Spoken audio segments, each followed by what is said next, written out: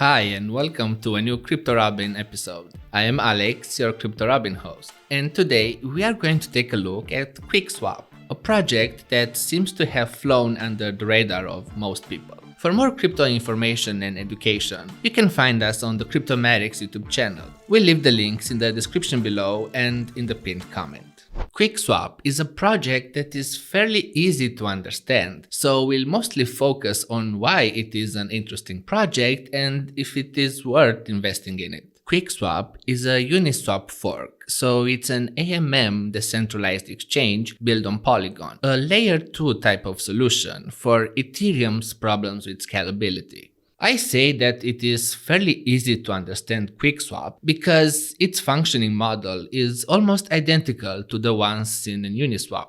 Sets of smart contracts that execute token swaps, taking into consideration the liquidity of each pair that comes from liquidity providers. Polygon has one main goal: to solve the congestion issue on the Ethereum network via a different chain, one that is capable of more transactions per second. It was fairly easy to anticipate that since Polygon is working and is taking over Ethereum transactions, a decentralized exchange will appear, one that has smaller fees and works faster than Uniswap and the rest of the AMMs. QuickSwap was built from the get-go to be taken over at one point by the community. This can be seen in the way the economy of the project was thought out, but we'll touch on that in a couple of minutes. You can make swaps using proof of stake, the standard for the Polygon network. So inside the wallet that is used, ERC20 type assets need to be transferred to a bridge to Polygon. The transition between these two is very easy, and later you can make swaps using QuickSwap, so the whole process is fairly intuitive.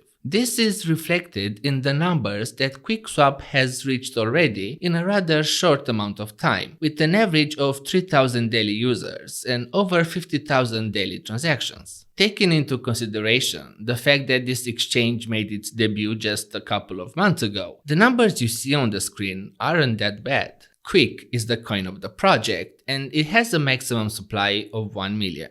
I mentioned that one can see in how the digital economy was created, that the goal of the team is to let the community be in charge of it. This can be seen in the fact that the coin is used in the governance system of the platform. This can also be seen in the way that the token is distributed. 90% for liquidity providers in 4 years, 5% airdrop for uni owners, 4% for team and marketing, with 1% for future airdrops. From what I can remember, this is the only project we've looked at in which the community owns over 90% of the coins. Those who offer liquidity to pools receive the Quick token and a fraction of the trading taxes. If a certain token pairing isn't available on the platform, anybody can list it as long as they offer liquidity. That is necessary, otherwise swaps aren't possible. Here, we can also encounter the dQuick token. It is received by users that lock their coins in what is called Dragon Layer,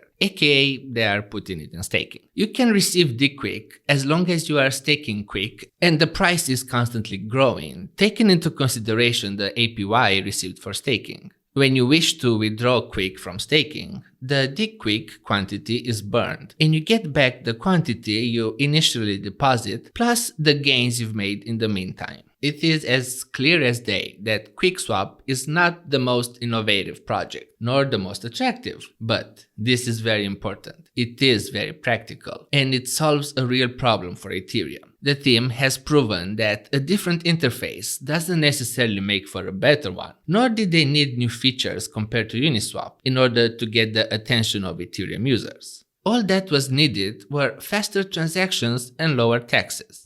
Here we encounter a problem QuickSwap may run into in the future. QuickSwap depends completely on the number of users who leave Ethereum due to high fees. As soon as Ethereum solves its scalability problem, a project like QuickSwap won't be as relevant since it doesn't offer anything else new compared to Uni or SushiSwap. This makes QuickSwap look like a good investment decision for a short, maybe medium-long term, but not in the long run. That's all for today. Thank you so much for watching. If you're interested in the latest news and reviews of the crypto space, you can find us on Instagram, Facebook, Twitter, and Telegram. We leave the links in the description below and in the pinned comment. If you've enjoyed this video, don't forget to like, subscribe, and ring the bell to be notified whenever we publish a new video. Join us and stay up to date.